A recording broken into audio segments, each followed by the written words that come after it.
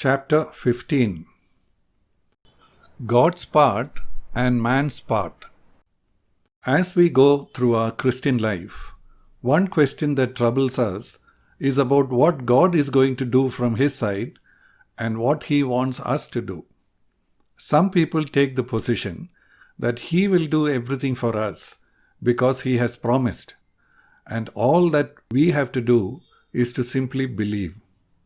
Others are of the view that there are many things God expects us to do, and that unless we do them, God will not be able to fulfill what He has planned for us.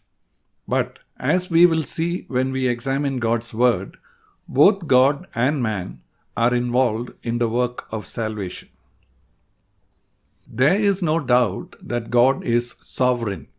He does whatever He wants. Psalm 115, verse 3. And no one can stop what He does or tell Him what to do. He has created all the universe, including us, and it is He who is in control of everything, from the massive galaxies to the tiniest atomic particles. There is nothing He cannot do, and the only limitation to His almighty power is that He cannot do anything against His own nature. When He created man, He created us in His own image. A part of this image is sovereignty. And so we were created with a limited version of sovereignty, which is called our free will. Obviously, our free will is limited by the boundary that God has decided, and He still holds the authority to intervene in our lives if He sees fit. In other words, God holds complete control even though He has granted us some freedom within our domain. It is because we have this free will that we are accountable to God for everything we do. It was the misuse of this free will by Adam and Eve that led to the first sin. They chose to disobey God, imagining that they would become sovereign like God with their own knowledge of good and evil, without having to be dependent on God. Genesis chapter 3, verse 5.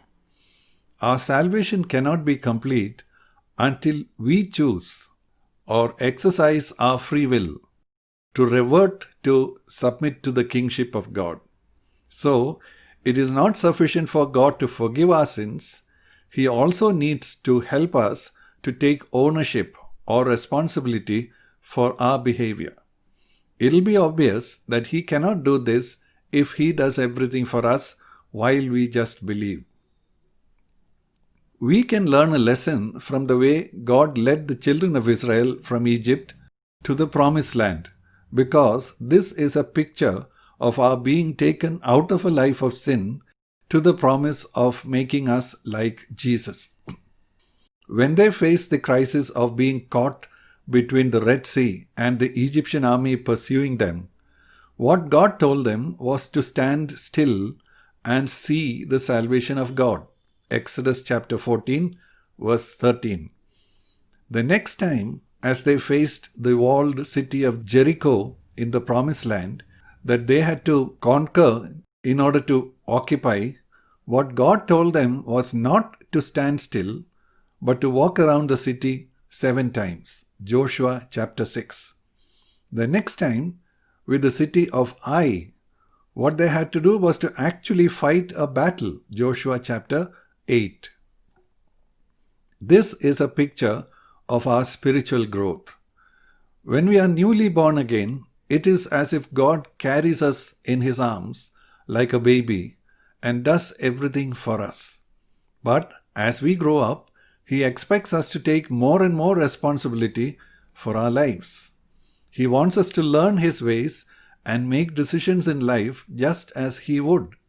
He does not want to treat us like horses which have to be directed manually at each step to do what we want them to do, but to think and make more and more of our decisions without passively waiting for God to take action. Psalm 32, verses 8 and 9. Even as we are growing up spiritually, There may be some special occasions in our life that might look formidable.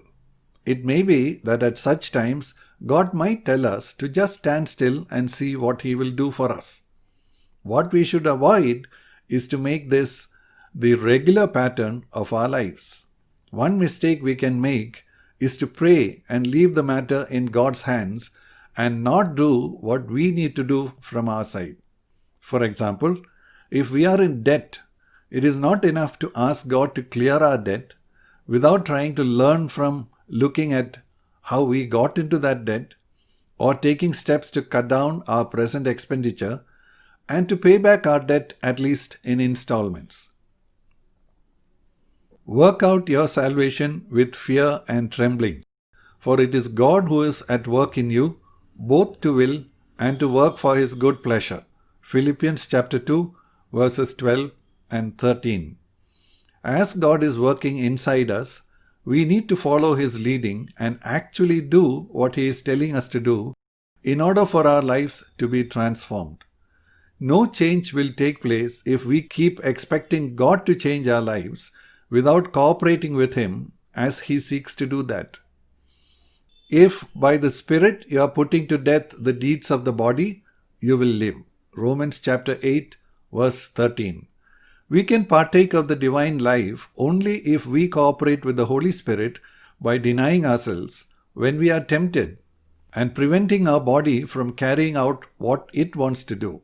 1 Corinthians chapter 9, verse 27. When we see the life of Christ as we read the Bible, we see ourselves in that mirror and see how different we are from Him. And that helps us to become more active in denying all the ungodliness in us and also in doing what He wants. 2 Corinthians chapter 3, verse 18, Titus chapter 2, verses 11 and 12. God supplies strength both to choose to do His will and deny our own will, as well as to actually carry it out. It is sure that without God's grace, merely by our efforts to choose God's will and do it, we will not be able to actually carry it out. Therefore, knowing that we are dependent totally on God's grace, we learn to cry out to God earnestly for help. Hebrews chapter 5, verse 7. And then we actually use that strength and deny ourselves to do His will. The earlier we learn this lesson, the better. But many learn to lean on God only after thorough failure from their own efforts. That was how Jacob, Moses, Peter, and many of us learned this. All Christians are familiar with the fact that when Jesus died on the cross, the sins of the whole world were placed on Him. That was why He died. He died on the cross for us. But another death also took place on the cross. That was when we were crucified with Him. Galatians chapter 2, verse 20.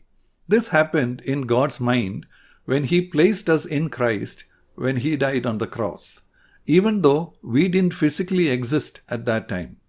We didn't die for our sins. Christ died for that. What was this death that we died with Him? It was our death to sin. God says that Jesus not only died for us, our sins, 1 Corinthians chapter 15 verse 3, but He also died to sin. Romans chapter 6 verse 10. When Jesus died for our sins, He paid the penalty for our sins so that we could be forgiven. But when He died to sin, that was to give us an attitude of hatred towards sin, just as He has, so that we would no longer like to sin, but we would hate to sin. This is what we experience when we are born again through faith in Him. Romans chapter 6, verses 1 and 2. Our response when this happens is that we place our flesh on the cross from our side, because it was through the desires of the flesh that we were being tempted to sin. Galatians chapter 5, verse 24. God tells us to consider ourselves now as dead to sin. Romans chapter 6, verse 11. because that is the new attitude He has given to us. Now, we are not to yield any part of our body to commit sin. Verses 12 and 13. Because God's grace has taken away our old willingness to sin and given us a hatred for sin instead. Verse 14. Now we see that whenever we are tempted to sin, we need to put that desire to death on the cross by the strength the Holy Spirit gives us. Romans chapter 8 verse 13. That is the meaning of taking up our cross daily, denying ourselves, and following Jesus. Luke chapter 9 verse 23. In this way, we work out our salvation daily because God is working in us to hate sin and to want to do His will, and also giving us help to do it.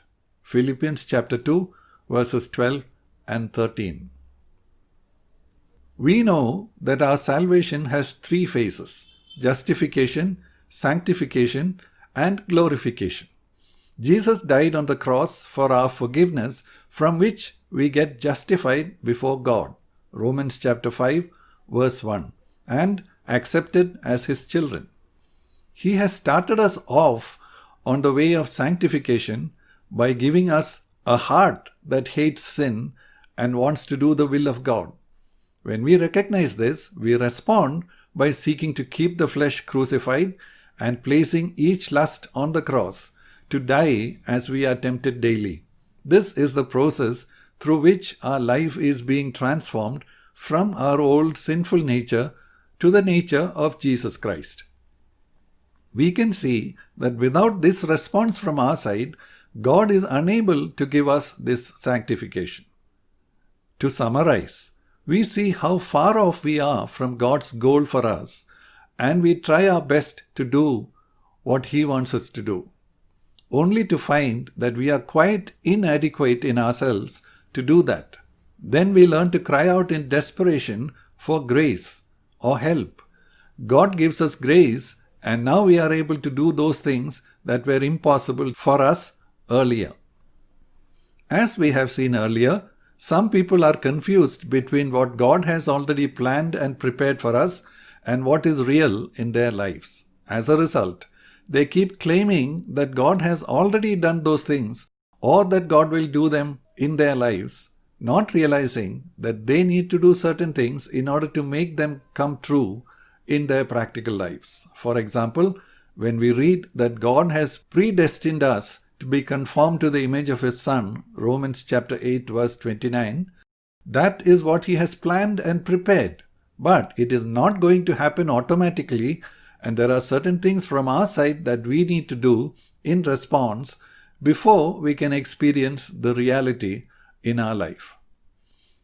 Some other people argue that since our salvation is only by the grace, unmerited favor of God, we do not and should not have to do anything from our side because that will be works.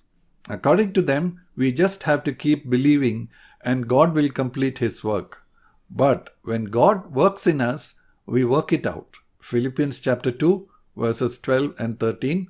And grace instructs us to deny ungodliness and fleshly lusts and to live godly lives. Titus chapter 2 verses 11 and 12. A balanced understanding can avoid these kinds of confusion.